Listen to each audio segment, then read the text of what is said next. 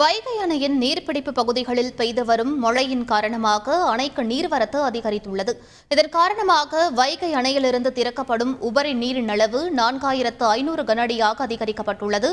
இது பற்றிய மேலும் விவரங்களை எமது செய்தியாளர் பாண்டியன் சொல்ல கேட்கலாம். வணக்கம் பாண்டியன், தற்போது அணையின் நீர்மட்டம் எத்தனை கனஅடியாக இருக்கிறது? முழு விவரங்கள் என்ன? வணக்கம். தேனி மாவட்டம் முழுவதும் கடந்த 3 நாட்களாக பரவலாக பலத்த மழை பெய்து வருகிறது.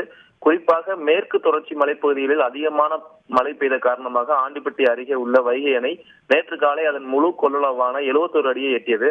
இதனையடுத்து வைகை அணையிலிருந்து வினாடிக்கு 3106 கன அடி உபரியாக வெளியேற்றப்பட்டது. இந்த நிலையில் நேற்று இரவு வைகை அணையின் நீர்பிடிப்பு பகுதிகளில் மீண்டும் பலத்த மழை பெய்தது. இதன் காரணமாக வைகை அணைக்கான நீர்வரத்து இன்று காலை கிடுகிடுவென அதிகரித்தது. இதனைத் தொடர்ந்து வைகை அணையிலிருந்து திறக்கப்படும் உபரி நீரின் அளவு வினாடிக்கு 3100 கன அடியிலிருந்து 4489 கன அடியாக அதிகரிக்கப்பட்டுள்ளது. நீர்பிடிப்பு பகுதிகளில் தொடர்ந்து மழை பெய்து வருவதால் வைகை அணையான நீர்மட்டம் மேலும் உயரும் என்றும் வைகை அணையிலிருந்து திறக்கப்படும் உபரி நீர் மேலும் அதிகரிக்கலாம் என்றும் எதிர்பார்க்கப்படுகிறது.